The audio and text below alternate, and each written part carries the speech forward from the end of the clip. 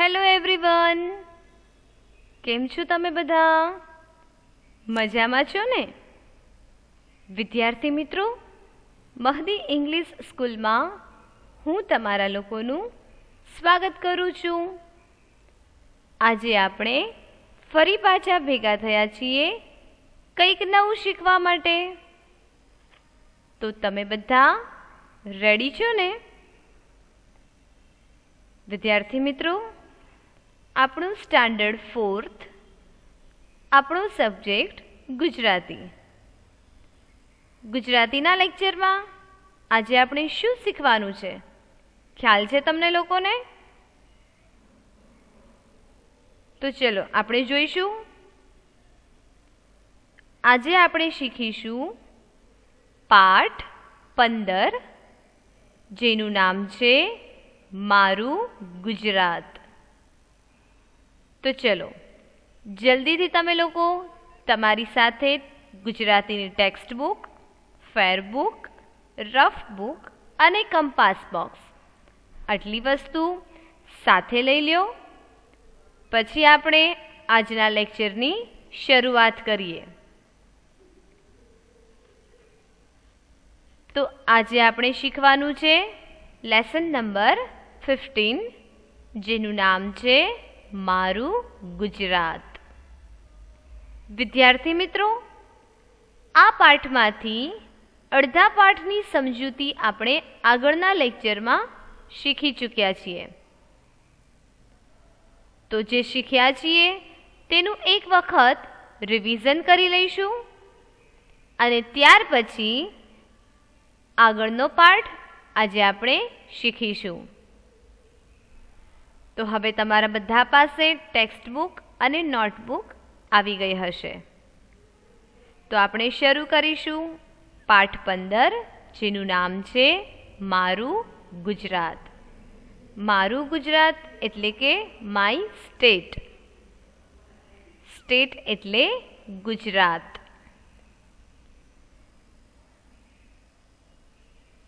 અહીં તમારી સામે એક મેપ છે. મેપ એટલે કે નકશો. અને એ નકશો શેનો છે? ગુજરાત રાજ્યનો. એટલે કે આપણા રાજ્યનું નામ શું છે? ગુજરાત. આપણે જ્યાં રહીએ છીએ એ છે ગુજરાત. તો આ ગુજરાત રાજ્યનો નકશો છે. તેમાં વિવિધ શહેર બતાવવામાં આવ્યા છે અને કયું શહેર કેટલા વિસ્તારમાં છે તે પણ આપણે જોઈ શકીએ છીએ. આ નકશો આપણે આગળના લેક્ચરમાં જોયો હતો. યાદ છે ને તમને લોકોને? તેમાંથી આપણું ભાવનગર ક્યાં છે? તો એ આ વિસ્તારમાં છે. આ જે પીળા રંગમાં તમે જે જુઓ છો એ વિસ્તાર ભાવનગરનો છે. અને ભાવનગરની આજુબાજુ કયા શહેરો છે? તો અમરેલી, બોટાદ, ગીર સોમનાથ, સુરેન્દ્રનગર, અમદાવાદ, આણંદ એ ભાવનગરની આજુબાજુના શહેરો છે. બરાબર? આ નકશા પરથી મેં તમને એમ પણ કહ્યું હતું કે તમારે નિરાતે આ નકશો જોવાનો છે અને તેમાં કયા કયા નામ લખ્યા છે, એટલે કે કયા કયા શહેરોના નામ લખ્યા છે એ એક એક તમારે વાંચવાના છે. તો તમારામાંથી દરેક લોકોએ આ નકશાને સરસ રીતે જોઈને તેમાં રહેલા દરેક શહેરના નામ વાંચ્યા હશે. બરાબર ને? વાંચ્યા છે ને? તો આ ગુજરાતનો નકશો છે. અને ગુજરાતમાં કેટલીક એવી વસ્તુઓ છે જે ખૂબ જ પ્રખ્યાત છે. તેના વિશે પણ આપણે ચર્ચા કરી હતી, જે ફરી એક વખત આજે જોઈ લઈએ.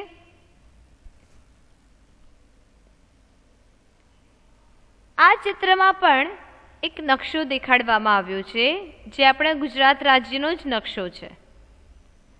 પરંતુ આગળ જોયું તેમાં વિવિધ શહેરોના નામ હતા. કયું શહેર કેટલા વિસ્તારમાં છે તે જોયું. હવે આ નકશામાં આપણે જોવાનું છે કે આપણા ગુજરાતમાં કઈ કઈ વસ્તુઓ છે જે ખૂબ જ પ્રચલિત છે. તો આપણે વાત કરી હતી સૌથી પહેલાં તો આપણા મહાપુરુષોની, જેમ કે મહાત્મા ગાંધીજી અને સરદાર વલ્લભભાઈ પટેલ. આ બંનેનો ફોટો અહીં મૂકવામાં આવ્યો છે. શું કરવા? તો તે આપણા મહાપુરુષો છે. તેમણે આપણા દેશ માટે ખૂબ જ સારા કાર્યો કર્યા છે, બલિદાન પણ આપ્યું છે, જેથી તે મહાન માણસ તરીકે ઓળખવામાં આવે છે. આ ઉપરાંત ગુજરાત રાજ્ય તેમની જન્મભૂમિ છે. ગાંધીજી આપણા ભારત દેશના રાષ્ટ્રપિતા છે અને તેમનો જન્મ ગુજરાત રાજ્યમાં થયો છે, જે રાજ્યમાં આપણે રહીએ છીએ. તો આપણે ગર્વ માનવું જોઈએ કે આવા મહાપુરુષો જ્યાં જન્મ લીધો છે તે જ જગ્યા પર આપણે પણ રહીએ છીએ. ખરું ને? આ ઉપરાંત ગુજરાત રાજ્યમાં ગરબા ખૂબ જ વખણાય છે. તો આપણે અહીં ચિત્રમાં જોયું હતું, અહીં બે છોકરીઓ છે તે દાંડિયા વડે ગરબા લે છે. અહીં ગુજરાતના પરંપરાગત વસ્ત્રો પહેરીને પુરુષ અને સ્ત્રી ઊભા છે. આ ઉપરાંત અહીં માછીમારો બતાવવામાં આવ્યા છે, કારણ કે ગુજરાત રાજ્યમાં બંદર પણ રહેલું છે. આ બંદરમાં મોટા મોટા જહાજો જોવા મળે છે. જહાજને તોડવાનું કામ થાય છે. કેટલીક વસ્તુ એવી છે જે અલંગમાં બને છે. તો એ જહાજમાં કોણ હોય છે? માછીમારો હોય છે. બરાબર. આ ઉપરાંત ગુજરાતમાં ઘણા એવા ધાર્મિક સ્થળો છે જે ઐતિહાસિક સ્થળ તરીકે પણ જાણીતા છે. એટલે અહીં મંદિર પણ દેખાડવામાં આવ્યું છે. અહીં લીલોતરી પણ દેખાડવામાં આવી છે. અહીં ગીર પણ છે, સાસણ ગીર. ત્યાં જંગલ છે, ત્યાં વાઘ અને સિંહ જેવા જાનવરો પણ જોવા મળે છે. એટલે અહીં ચિત્રમાં સિંહ પણ બતાવવામાં આવ્યો છે.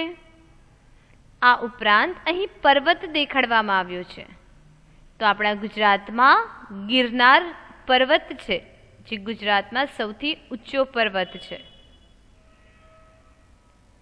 તો આપણા ગુજરાત રાજ્યમાં ઘણી એવી વસ્તુઓ છે જે ખૂબ જ પ્રસિદ્ધ છે અને સમગ્ર દેશમાં પ્રચલિત છે. તો એવી જ કેટલીક વસ્તુઓ આ પાઠમાં આપણે શીખવાની છે અને તેને જોવાની પણ છે. તો જેટલી પણ વસ્તુ શીખીશું તે દરેકના ચિત્ર વડે હું તમને પરિચય કરાવતી જઈશ. બરાબર. અહીંથી આપણો પાઠ શરૂ થયો હતો. આપણે એક વખત રિવિઝન કરી લઈએ. ગુજરાત મારું રાજ્ય છે, તે ભારતની પશ્ચિમે આવેલું છે. ગિરનાર ગુજરાતનો ઊંચો પર્વત છે. નર્મદા ગુજરાતની મોટી નદી છે. ગુજરાતનો દરિયા કિનારો વિશાળ છે. કંડલા ગુજરાતનું મોટું બંદર છે. તો વિદ્યાર્થી મિત્રો, આપણું રાજ્ય છે એ ગુજરાત છે અને તે કઈ દિશા તરફ આવ્યું છે? તો ભારત દેશની પશ્ચિમ દિશા તરફ ગુજરાત રાજ્ય આવ્યું છે. આપણે 4 દિશાઓ છે: ઉત્તર, દક્ષિણ, પૂર્વ અને પશ્ચિમ. તેમાંની પશ્ચિમ દિશા તરફ ગુજરાત રાજ્ય આવ્યું છે. હવે ગુજરાત રાજ્યમાં સૌથી ઊંચો પર્વત કયો છે?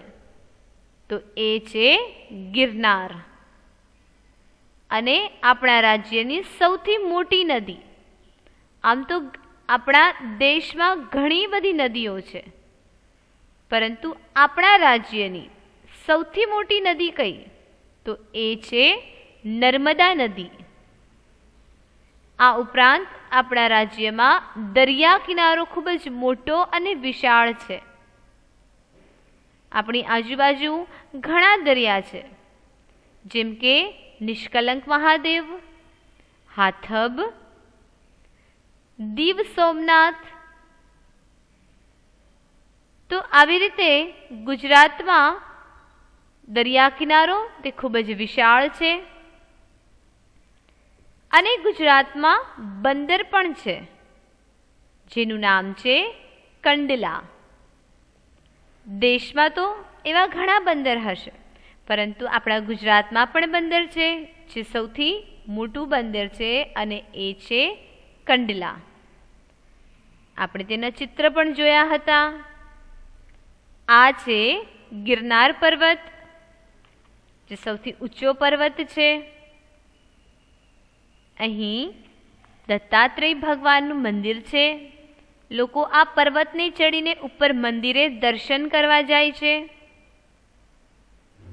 તમે જોઈ શકો છો આ પર્વતમાં અહીં દાદરા પણ છે.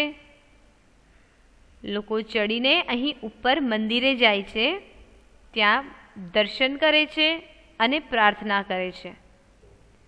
તો આ છે ગિરનાર પર્વત. ત્યાર પછી આ છે નર્મદા નદી, જે ધાર્મિક અને પવિત્ર નદી છે. ત્યાર પછી આપણે જોયું બંદર, એટલે કે આ કંડલા બંદર છે. અહીં મોટી મોટી શિપ આવે છે, જેને તોડવાનું કામ ચાલે છે, અને તેમાં રહેલ વિવિધ પ્રકારની વસ્તુઓ આપણને આ બંદરમાં જોવા મળે છે. ભાવનગર શહેરની નજીકમાં પણ એક બંદર છે, જે અલંગ તરીકે જાણીતું છે. અલંગ પાસે એટલે કે આ બંદરમાં, કંડલા બંદરમાં પણ આવા મોટા મોટા જહાજો હોય છે, જેમાં સામાનની હેરફેર થાય છે. ખૂબ દૂરથી પણ જહાજો અહીં આવે છે, અને વિવિધ પ્રકારનો સામાન હોય છે. આ શિપ પણ વિવિધ પ્રકારમાં હોય છે. મુસાફરોની શિપ હોય છે, લગેજની શિપ હોય છે, વિવિધ પ્રકારની શિપ જોવા મળે છે. ક્યાં આગળ? બંદરમાં. ત્યાર પછી અમદાવાદ, વડોદરા, સુરત, રાજકોટ વગેરે ગુજરાતના મોટા શહેરો છે.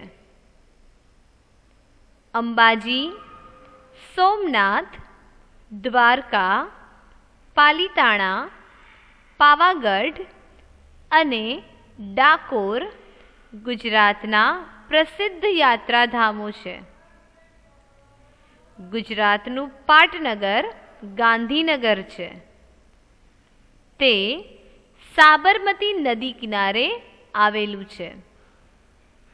જો હવે વાત થઈ શહેરોની. સૌથી પહેલા આપણે પર્વત જોયો, નદી જોઈ, બંદર જોયું. હવે આપણે જોવાનું છે ગુજરાત રાજ્યના મોટા મોટા શહેરો. ગુજરાતમાં ઘણા શહેરો છે, પરંતુ સૌથી મોટા મોટા શહેરો કયા છે? તો અમદાવાદ, વડોદરા, સુરત અને રાજકોટ. આપણે જોઈએ તો સૌથી પહેલા જોઈએ અમદાવાદ, કે સમગ્ર દેશમાં અમદાવાદ ખૂબ જ પ્રસિદ્ધ શહેર છે, વિકસિત શહેર છે. અહીં ખૂબ વસ્તી પણ રહેલી હોય છે. ઘણી એવી બિલ્ડિંગ્સ છે જે ખૂબ જ મોટી મોટી છે. આ ઉપરાંત મોલ છે, શોપિંગ મોલ છે, થિયેટર્સ છે, કેટલીક જાણવા અને જોવાલાયક સ્થળો પણ છે. લોકો ફરવા માટે પણ અમદાવાદમાં જાય છે, જેમ કે કાંકરિયા તળાવ છે, તેમાં પ્રાણી સંગ્રહાલય છે. તો બાળકો માટે પણ ત્યાં ફરવા માટેની જગ્યા છે. કેટલાક સારા એવા બગીચા છે. સિદ્દી સૈયદની જાળી જે અમદાવાદમાં જોવા મળે છે. તો વિદ્યાર્થી મિત્રો, વિકસિત શહેર છે અમદાવાદ, તેથી તે ભારતનું, ગુજરાતનું મોટું શહેર માનવામાં આવે છે. ત્યાર પછી વડોદરા, કે વડોદરા પણ ખૂબ જ મોટું શહેર છે. અહીં પણ જોવાલાયક ઘણા સ્થળો છે, જેમ કે રાજાનું મહેલ છે, ખૂબ જ સારા બગીચા છે. અહીંના રસ્તા પણ ચોખ્ખા હોય છે. તો વડોદરા પણ ગુજરાત રાજ્યનું મોટું શહેર માનવામાં આવે છે. ત્યાર પછી છે સુરત. તો સુરત સિટી છે તે પણ ખૂબ જ મોટું છે. દિવસ રાત અહીં સતત કામ ચાલતું રહે છે. આપણે અત્યારે જોઈએ તે સાંજનો નજારો છે. આપણે વિવિધ લાઇટ્સ જોઈએ છીએ. સરસ એવો પુલ છે.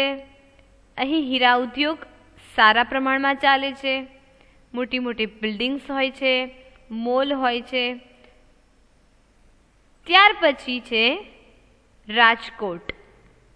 તો રાજકોટને રંગીલું શહેર માનવામાં આવે છે. અહીં પણ વિવિધ મોટી મોટી બિલ્ડિંગ્સ છે, વિવિધ રંગમાં જોવા મળે છે. અહીં પણ રસ્તા ચોખ્ખા અને શુદ્ધ હોય છે. તો આ રાજકોટ, અમદાવાદ, સુરત અને વડોદરા, આ 4 શહેરો છે તે ગુજરાત રાજ્યના મોટા શહેરો માનવામાં આવે છે. તમે આ શહેરોની મુલાકાત લીધી હશે અથવા તો ક્યારેય ફરવા ગયા હશો. ત્યાર પછી આપણે શીખ્યા ધાર્મિક સ્થળો. અહીં લખ્યું છે અંબાજી, સોમનાથ, દ્વારકા, પાલિતાણા, પાવાગઢ અને ડાકોર તે ગુજરાતના પ્રસિદ્ધ યાત્રાધામો છે. યાત્રાધામ એટલે કે જ્યાં લોકો પૂજા કરવા જાય છે, દર્શન કરવા જાય છે અને પોતાની પ્રાર્થના લઈને જાય છે. કે જ્યાં મંદિર તો છે પરંતુ એ ધામ પણ કહેવાય છે. ત્યાં લોકો જાત્રા કરવા જાય છે. ત્યાં જઈ લોકો પોતાની મનોકામના વ્યક્ત કરે છે. તો એવા કેટલાક યાત્રાધામો છે જે ગુજરાત રાજ્યમાં ખૂબ જ પ્રસિદ્ધ છે અને સમગ્ર દેશમાં પણ તે પ્રસિદ્ધ છે. તો એવા કયા કયા યાત્રાધામ છે તો આપણે જોઈએ. કુલ કેટલા છે? 1, 2, 3, 4, 5 અને 6. જેમાં સૌથી પહેલા છે અંબાજી. તો એ આપણે જોઈએ. તમારી સામે અંબાજી યાત્રાધામ છે, તેનો ફોટો છે. અહીં અંબા માતાનું મંદિર છે. લોકો શ્રદ્ધાભેર આ મંદિરે આવે છે અને દર્શન કરે છે. તે બનાસકાંઠા બાજુ છે. તો ગુજરાત રાજ્યનું પ્રસિદ્ધ યાત્રાધામ તરીકે અંબાજી પણ છે. યાત્રાધામ એટલે કે પિલગ્રીમેજ. તો તમે જુઓ છો એ છે અંબાજી, કે ત્યાં અંબે માતાનું મંદિર છે. તમે જુઓ છો આ મંદિરમાં કેટલીક બારીક રીતે કોતરણી કરવામાં આવી છે. સફેદ પથ્થરમાં તેના પાછળ અહીં ગોલ્ડન દેખાય છે. કેટલી બારીક અને સરસ કોતરણી કરીને આ મંદિર, આ યાત્રાધામ બનાવવામાં આવ્યું છે. ત્યાર પછી સોમનાથ. તો સોમનાથનું નામ તમે બધાએ સાંભળ્યું જ હશે. તે પણ ખૂબ જ પ્રસિદ્ધ મંદિર છે. ગુલાબી પથ્થરમાંથી બારીક કોતરણીથી બનાવવામાં આવેલું મંદિર છે. અહીં શિવ ભગવાનનું મંદિર છે, એટલે કે સોમનાથ મહાદેવનું મંદિર છે. સોમનાથ મંદિરની પાછળ વિશાળ દરિયો પણ આપણે જોઈ શકીએ છીએ. આ ચિત્રમાં પણ આપણે દેખાય છે મંદિરની પાછળ દરિયાનો વિસ્તાર છે. દીવ અને સોમનાથ એક ફરવાલાયક સ્થળ પણ છે અને પ્રસિદ્ધ યાત્રાધામ પણ છે. દરેક લોકો અહીં ફરવા માટે પણ આવે છે, લોકો દર્શનાર્થે પણ આવે છે. તો આ છે સોમનાથ, જે ગુજરાતનું પ્રસિદ્ધ યાત્રાધામ છે. આપણે જોયું અંબાજી, સોમનાથ. ત્યાર પછી હવે આપણે જોઈએ તો દ્વારકા, દેવભૂમિ દ્વારકા નગરી. તે પણ ખૂબ જ વિશાળ યાત્રાધામ છે, જ્યાં શ્રીનાથજી ભગવાન, કૃષ્ણ ભગવાનનું મંદિર છે. દ્વારકાની આજુબાજુ પણ દરિયાઈ વિસ્તાર છે. આપણે જોઈએ જ છીએ કે અહીં સરસ મજાનું મંદિર છે, એટલે કે યાત્રાધામ છે, અને તેની પાછળ દરિયો બતાય છે.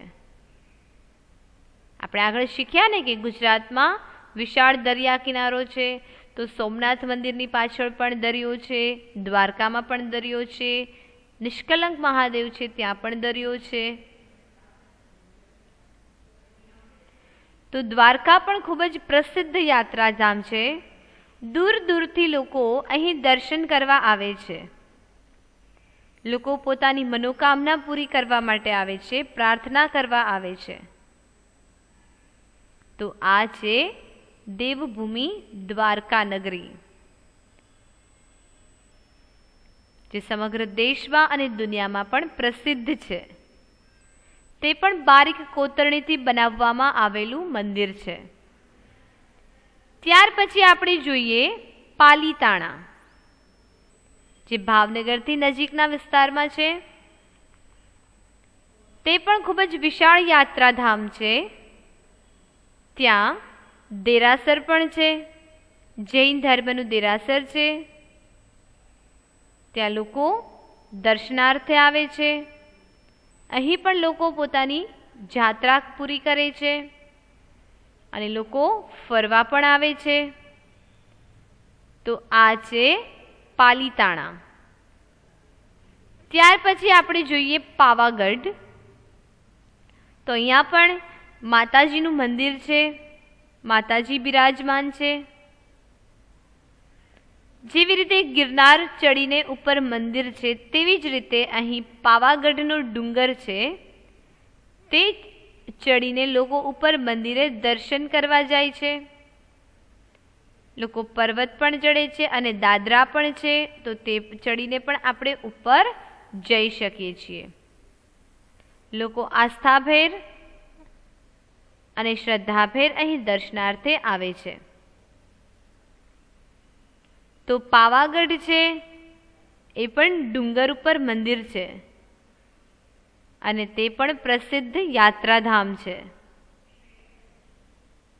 ત્યાર પછી આપણે જોઈએ ડાકોર. તો તે પણ રાજા રણછોડરાયનું મંદિર છે. સફેદ અને લાલ રંગમાં આપણે કોતરણીવાળું મંદિર જોઈ રહ્યા છીએ, એ છે ડાકોર. આ પણ એક પ્રસિદ્ધ યાત્રાધામ છે. લોકો દૂર દૂરથી અહીં દર્શન કરવા આવે છે. લોકો પોતાની જાત્રા પૂરી કરે છે, મનોકામના પૂરી થાય છે. તો આ પણ એક પ્રસિદ્ધ યાત્રાધામ છે. ગુજરાત રાજ્યના પ્રસિદ્ધ યાત્રાધામો આપણે જોયા. ફરી એક વખત જોઈ લેશું. અંબાજી, સોમનાથ, દ્વારકા, પાલીતાણા, પાવાગઢ અને ડાકોર. આ બધા જ યાત્રાધામો અત્યારે આપણે ચિત્ર દ્વારા જોયા. આમાંથી કેટલીક જગ્યા એવી હશે જ્યાં તમે લોકો પણ ગયા હશો.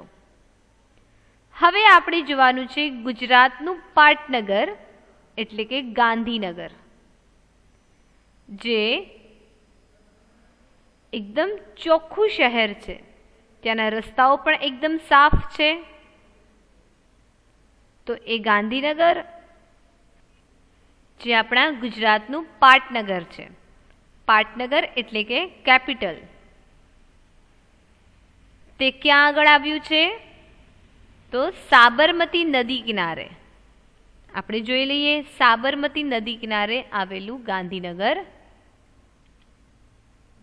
જોતા પહેલા આપણે આ યાત્રાધામો જોઈ લઈએ. અંબાજી, સોમનાથ, દ્વારકા, પાલીતાણા, પાવાગઢ અને ડાકોર. આ દરેક પ્રસિદ્ધ યાત્રાધામો છે.